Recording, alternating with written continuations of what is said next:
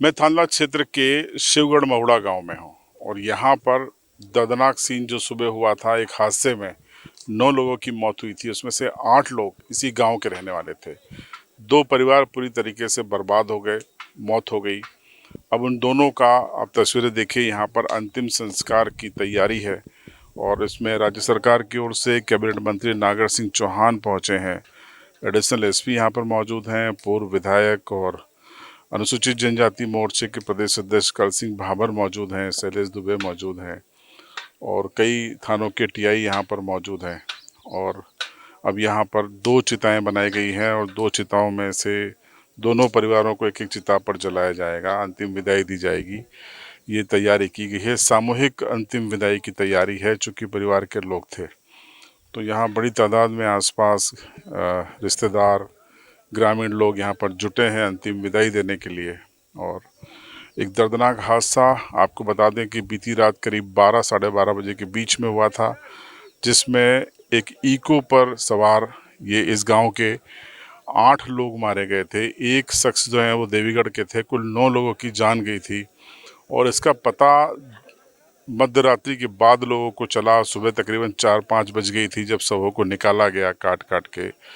मतलब इस तरीके से चिपक गए थे शव गाड़ी के अंदर की गाड़ी को काट के निकालना पड़ा। और घटना स्थल पर साफ दिखाई देता है कि जो ओवरब्रिज बन रहा है वहाँ पर जो रोड बनना चाहिए था, कि जब तक कि ओवरब्रिज न बन जाए वहाँ पर एक नया रोड बनाया जाना चाहिए था कुल 100 मीटर का, लेकिन रेलवे की ओर से लापरवाही की गई और उसका नतीजा ये 9 जानें चली गई। अब अंतिम विदाई का क्षण है ये और हम आपको लाइव तस्वीरें बता रहे हैं।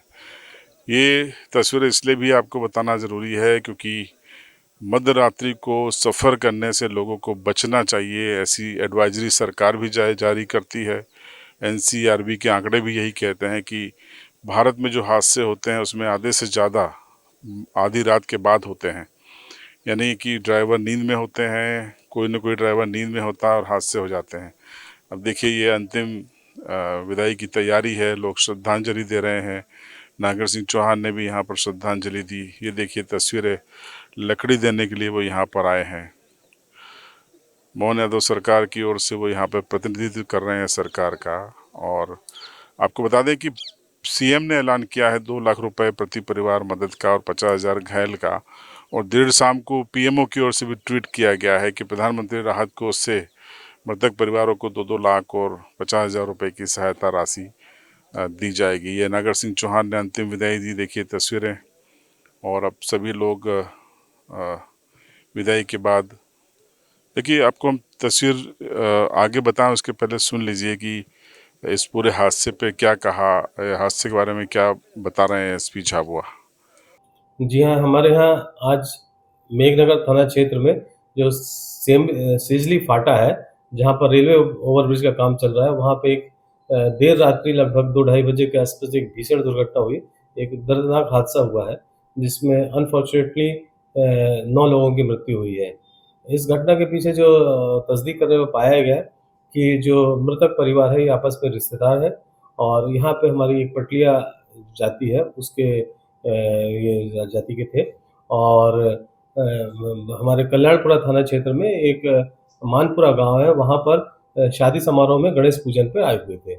शादी जो हमारे पूजन जो समारोह के बाद ये देर रात अपने यहाँ से गाँव से निकले और लगभग 2 ढाई बजे के आसपास राजस्थान तरफ से आ रहा है एक महावीर लॉजिस्टिक का जो कंटेनर था, ट्रॉलर था, उससे इनकी एक भीषण दुर्घटना हुई और कंटेनर ये जो मारुति इको वैन थी उसके ऊपर गिर पड़ा, जिस कारण से इनकी मृत्यु हो गई है। और अभी जो मृतक है इनको हमारे थानला सिविल हॉस्पिटल में इनको वहाँ रखा गया है और पीएम कराने के बाद इनके बाकी कार्रवाई की जाएगी। पुलिस ने प्रकरण पंजीबद्ध कर इसमें विवेचना चालू कर दिया है, शीघ्र इसमें उचित कार्रवाई करेंगे।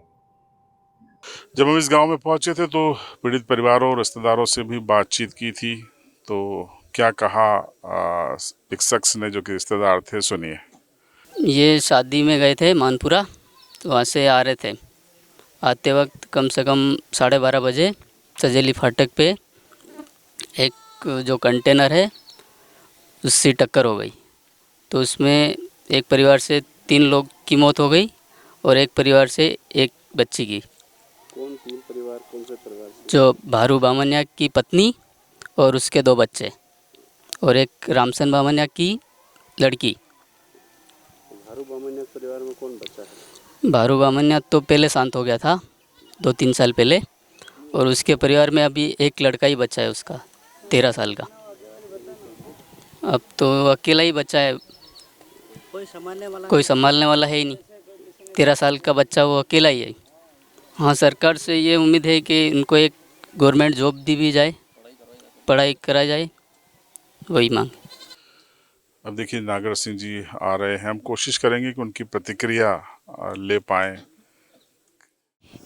तो देखिए इस देवीगढ़ महुड़ा गांव के सभी 8 मृतकों को यहां पर अंतिम विदाई दे दी गई है, और यहां पर अंतिम विदाई के दौरान श्रद्धांजलि भी इनको दी गई। लोग काफ़ी भावुक हैं, और आपको बता दें कि तस्वीरें आपको एक बार फिर से हम बता देते हैं। सुबह की हादसे की तस्वीरें, किस तरीके से हादसा हुआ आप देखिए। पर खच्चे उड़ गए थे इस इको गाड़ी के, इसी में 11 लोग सवार थे, और ट्रैंक जो ट्राला था, कंटेनर भी कह सकते हैं, वो इसमें पलट गया, और नतीजा की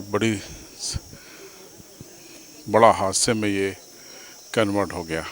तो अंतिम विदाई की ये तस्वीर हमने आपको इसी गांव से लाइव बताई, एक बार फिर से बता देते हैं। ये अंतिम विदाई दी गई है 2 चिताओं पर, सभी 8 लोग, 2 परिवार के लोग, उनको अंतिम विदाई दी गई। तो हमने आपको ग्राउंड पे आके ये रिपोर्ट बताई, और CB लाइव का यही आग्रह है सभी लोगों से कि रात में सफ़र करने से बचे, बहुत ज़रूरी ना हो तो आप परहेज करें। अंजाम आप देख ही रहे हैं, देखते रहिए CB लाइव।